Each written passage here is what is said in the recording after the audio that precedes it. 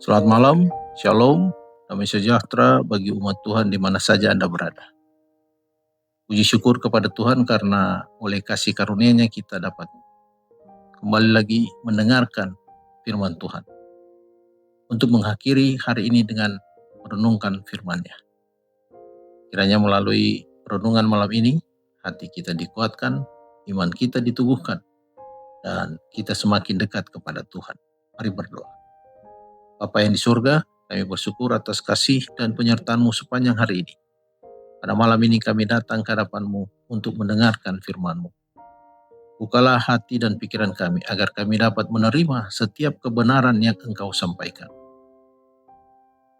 Biarlah Engkau hadir bersama dengan kami melalui kuasa Roh Kudus, sehingga kami boleh memahami firman-Mu, kami boleh semakin diperbarui. Di dalam nama Tuhan Yesus Kristus kami sudah berdoa. Amin. Judul renungan malam ini, Hukum Allah dan Hari Sabat dibuktikan kebenarannya. Ayat renungan diambil dari kitab Wahyu pasal 15 ayat 4.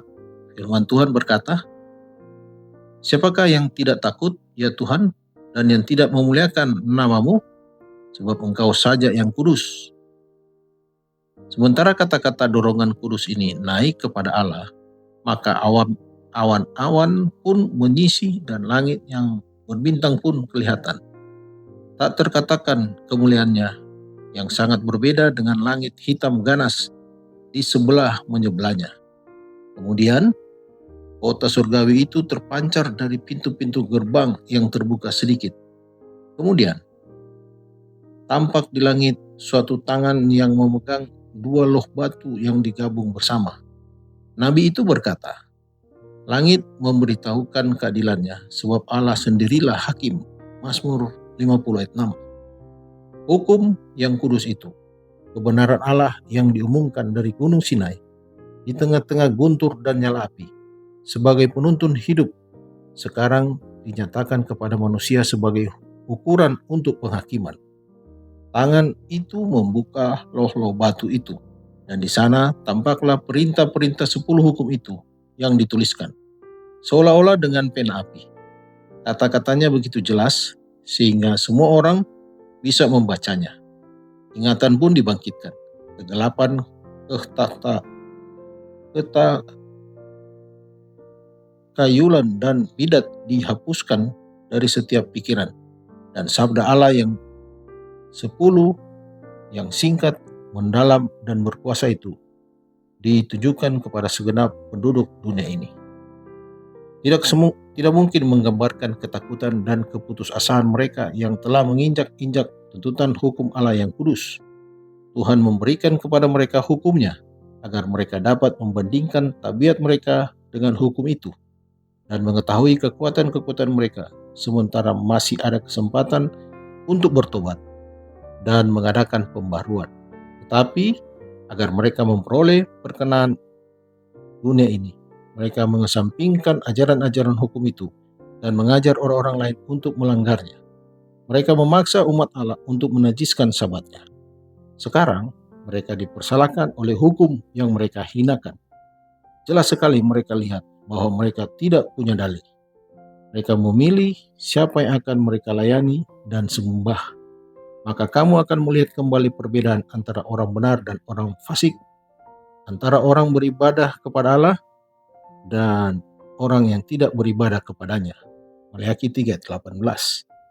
Musuh-musuh hukum Allah, mulai dari pendeta-pendeta sampai kepada yang terkecil di antara mereka, mempunyai suatu konsep kebenaran dan kewajiban baru. Terlambat mereka melihat bahwa sabat hukum keempat adalah meterai Allah yang hidup.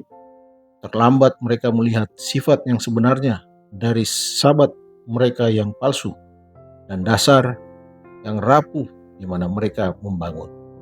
Mereka mendapati bahwa mereka telah berjuang melawan Allah. Dikutip dari buku Alfa dan Omega jilid 8, halaman 674-675. Mari berdoa. Bapa kami yang Maha Kasih, kami mengucap syukur atas firman-Mu yang telah kami baca dan boleh menjadi perenungan pada malam ini. Terima kasih karena melalui kebenaran firman-Mu, kami kembali diingatkan bahwa hukum-Mu adalah kudus, benar dan baik.